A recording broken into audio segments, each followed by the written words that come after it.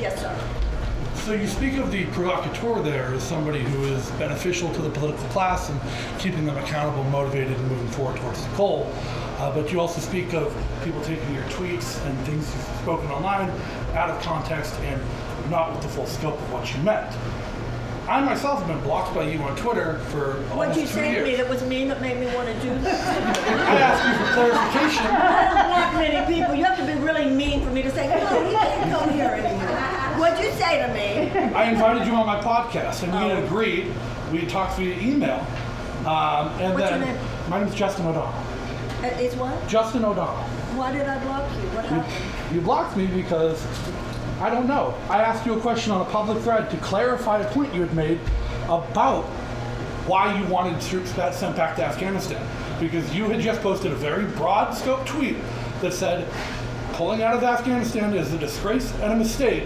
We owe it to the women to go back. And I asked for clarification on that, and you just blocked me instead. Well, now, my question is, if you're someone who has the temperament where you can't handle engagement with good faith provocateurs who aren't even your enemy on a social media platform such as Twitter, how will that reflect upon your ability as president to handle not good faith negotiations with terrible people in the world such as Vladimir Putin and Xi Jinping who do wish harm upon our country? I hear you. Well, first of all, we don't have that text thread here to look at.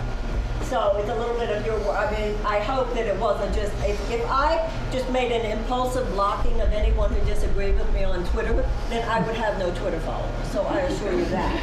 I don't know what happened in that particular one. I do know this. When the announcement was first made and it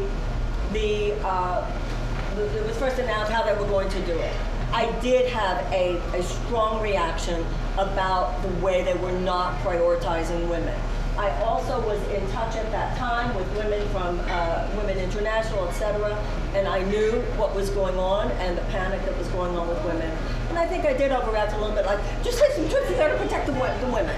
Right, you know, I think I did actually at that time.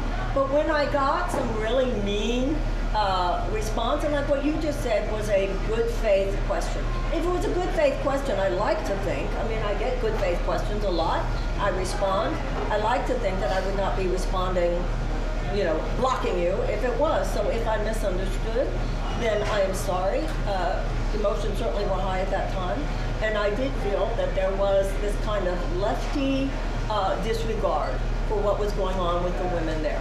Everybody was so excited that we were leaving. Of course we needed to leave. We needed to leave 20 years ago. But how we left, particularly in regards to women, was very significant to me. But I'll certainly unblock you if you want.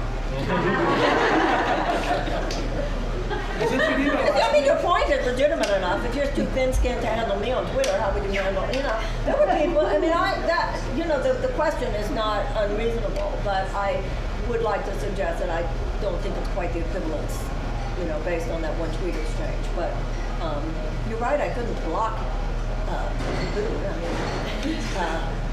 Go on his podcast, hash it out. Pardon? Go on his podcast, hash it out. You know? Yeah, well, okay. If you'll be, will it be a fair conversation? Absolutely. All right, then I will unblock you and we'll have that. He's a veteran of the Absolutely. Afghanistan War. Thank you. Oh, okay. He's a veteran. A veteran. He's a veteran. Are you a veteran of the Afghanistan War? Then I think we'll have a really good conversation. And I'll be glad with both of you. I would like very much to show you the material that I wrote on my Substack and the podcast that I did have.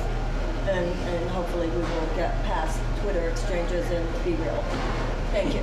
Thank you very much. I am also a combat veteran of the Iraqi and Afghanistan war, and I actually disagree with your point. So if you want to include me in the mix, I have no problem to Interesting. Because I agree. Actually, my reason of not wanting us to pull out, I wasn't even aware of the women. I was more aware of the stability and turning over gear.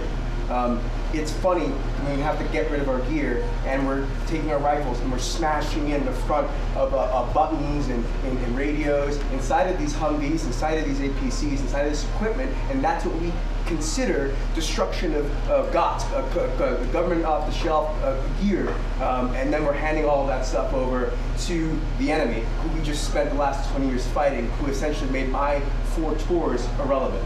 So I would love to participate in this kind of conversation because I feel that there are a lot of military veterans with multiple points of view. That's huge. Will you allow that, sir? Absolutely. I'll go on if you'll let him go on as well. Absolutely. Thank you. All right.